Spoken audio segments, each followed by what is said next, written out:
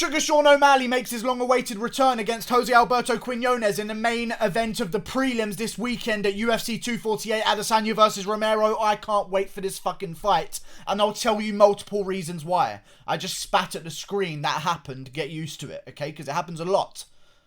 Sean O'Malley could be a potential superstar. You're talking about a guy that right now on Instagram is coming in on 500,000 followers. He has 2 fights in the UFC, both of which have gone to decision. He has 500,000 followers on Instagram. Dan Hooker, who just headlined UFC Auckland, has not even 200k.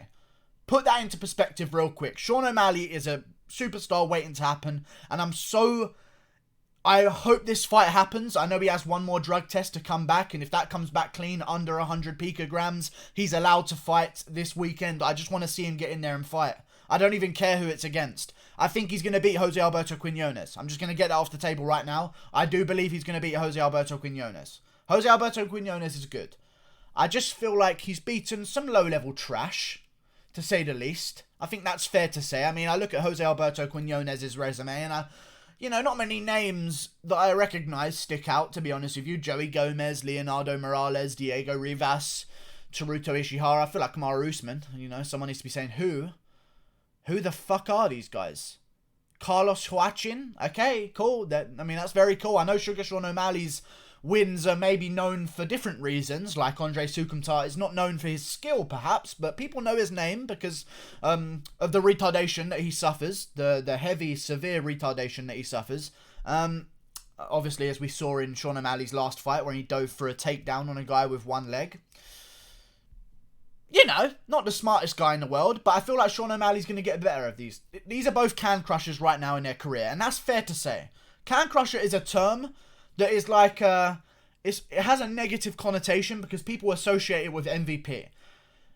Earlier on in your career, when you're 10-0, you can crush some cans. You know what I mean? Like, I'm allowed. I'll watch you crush some cans when you're 10-0. Like, Jose Alberto Quinonez is 8-3. It's not the best record in the world. He's got a good record in the UFC, though. That you can't take away from him. He is 5-2 in the UFC. That's a good record to have. I know he's fought not the best opponents in the world, but neither is Sugar Sean O'Malley. This is a risky fight, but I feel like if Sugar Sean O'Malley can get by against these opponents all the way back then when he last fought, which I will look into right now because I know it has been a very meaningful period of time since Sugar Sean O'Malley last fought, March of 2018. That is okay. That is 2 years away. He is going to have developed so much, and he's still only 25. You know how crucial those fucking years are? I know Jose Alberto Quinonez is pretty young as well at 29, but this is a different level with Sugar Sean O'Malley. It really is. He's got an amateur career of 5-1, which is a decent amateur career to have. And then he went pro, and now he's 10-0. He's young. He has developed from a 23-year-old to a 25-year-old in skill. And he's been competing along the way. I know a lot of people are going to associate his time off with like a bad thing, like ring rust for him. I know that's going to be quite a factor, but he's tackling the ring rust the right way. I kind of know why I can't phrase this word. He's tackling the ring rust the right way. That is a tongue twister. Jesus. By competing at things like Quintet, where he submitted Takanori Gomi, And he went the distance with Gilbert Melendez and got the better of Gilbert Melendez. I know grappling has this system of scoring where it's kind of a draw if nothing happens. But, you can still score who won the fight. Like, Sean O'Malley pulled off some slick exchanges. I know he grappled with someone else. I think Hector Lombard, but that was just really, really unfair. I think he grappled with Hector Lombard, if I'm correct. That is really unfair, and I don't know why anyone let that happen. But either way, he did good against Takanori Gomi. That's a good name under your belt. People credit Nate Diaz's submission game. He submitted Conor McGregor, and other than that, Takanori Gomi might have been Nate Diaz's best submission of his career. Maybe Jim Miller.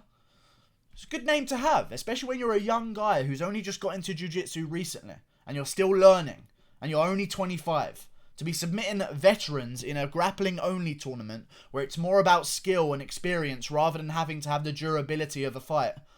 I like that from Sugar Sean O'Malley. It shows he's still wanting to train, he's still wanting to get in there. I believe he's going to go in there and beat Jose Alberto Quinonez. I feel like the leg kicks are going to be a huge factor here. Nathaniel Wood tried using them against Jose Alberto Quinonez, but Sean O'Malley throws them different.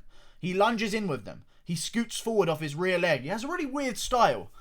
Really weird style. I like it. It's Taekwondo-esque, but he mixes in just standard boxing with it. Like, it's very strange.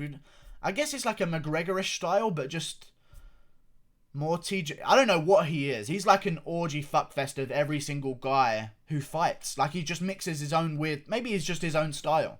I don't know why I said orgy fuckfest, but like I meant like the offspawn of an orgy. If whatever. Don't know why I just said that. Don't know why. Either way, let's just move on. That came out my mouth. Sugar Sean O'Malley is the fighter that we're talking about.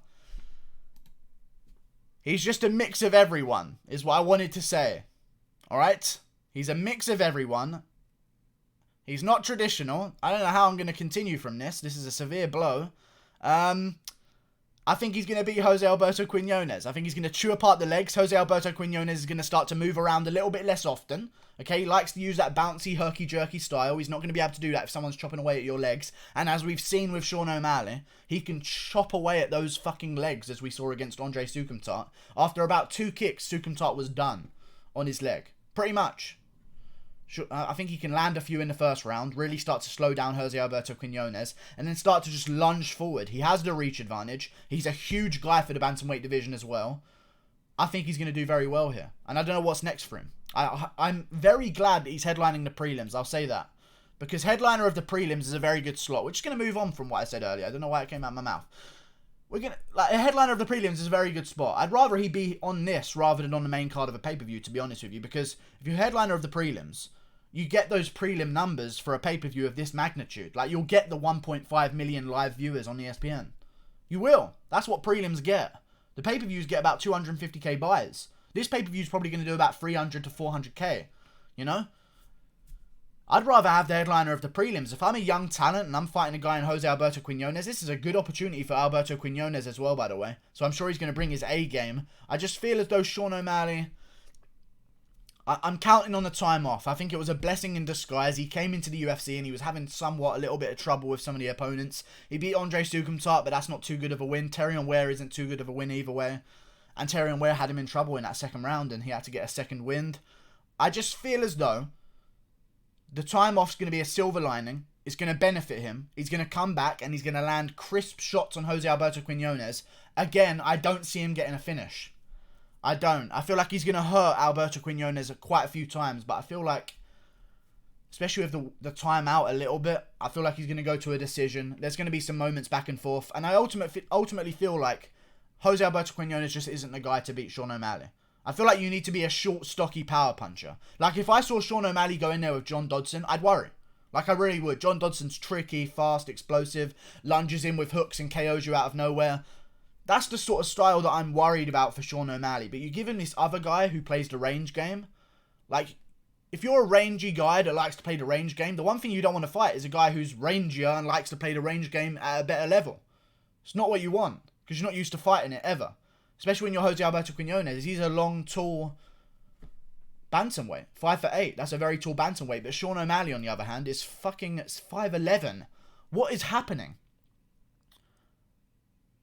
I don't get it, to be honest. I don't know how these guys make these weights. There's no way he's walking around anywhere near 135 pounds. I could imagine him easily being 165, 170 in training camp, 175 around that area. He's a giant guy. And also, on the Fox TV show with DC and Kenny Florian, Sugar Sean O'Malley beat Tyron Woodley on the power punching machine. He's got crack in those hands. I just don't think he's going to KO Alberto Quinonez, who's shown a good career. You know what? He's going to KO Alberto Quinonez. I think he's going to go out there and KO Alberto Quinonez in the second round after chewing him up with leg kicks, piecing him up a little bit, getting the job done. Alberto Quinonez should look to blast leg kicks back and get there first, you know? Just establish himself. Bully the leg kick area of the fight. Use that herky-jerky movement. Stick a jab in Sean O'Malley's face. Throw combinations so Sean O'Malley can't just pull counter and do traditional counter attacks without having to worry about a follow-up from you. So yeah, avoid single shots is what you have to do against Sean O'Malley. Throw a lot of leg kicks to counteract his own and mess up his own timing and make him not want to throw them legs anymore. And then sort of just wear on him and maybe lead him against the cage quite a little bit. But I feel like Sean O'Malley's going to come in and get the job done in spectacular fashion with a KO in the second round. And I think the next fight for him is going to be a big one. And he can have a range of choice here. There is a lot of choice to go round. And this would make him 3-0 in the UFC. So we're looking at the guy that's going to get him one away from a ranked opponent. If we're being realistic, you know. Originally, when he was going to fight Marlon Vera, I thought it was a good fight. Looking back, I'm so glad that didn't happen, kind of. Because I feel like Marlon Vera might have beaten the fucking shit out of him. I really do. Like, looking back, we didn't know, like, how good Marlon Vera was, but he has proven to be an absolute monster. I feel as though Sean O'Malley, if he wins this one, take one more fight, maybe against an Andre Ewell, something like that. He's coming off a win. Controversial, I know, but either way, coming off a win. There's some other guys in the division as well that he could take on. Bantamweight, maybe Brett Johns versus Sean O'Malley. That would be a big hype fight. Brett Johns is a big name, only lost to the best in the division, Pedro Munoz and Aljamain Sterling, if I'm remembering correctly. There's a ton of fun fights to make with Sean O'Malley. I'm glad he's in the division. And welcome back. And also, I checked my fucking bank account not too long ago, because this fight being announced reminded me, I've been subscribed to Sean O'Malley for something like 2 fucking years on Twitch, and I don't even fucking know about it. So he owes me 24 times 5, which is 120. I don't think he owes me that, because it is kind of my fault for being stupid enough to just leave it running. I didn't know that you... I used to pop back in, but then you don't... It just goes by on that thing. I don't know when I subscribed even. But I've been subscribed to him on Twitch for 24. I must have done it... I don't know. But I've been subscribed on his Twitch for 24 months. So hopefully... I don't know. I don't know what that means, but I just thought I'd tell you guys. Like and subscribe. Thank you for watching. I'm glad that Sean O'Malley's back. Hopefully he does it in spectacular fashion. Team O'Malley. Goodbye. Click that button there. See you later. Yeah.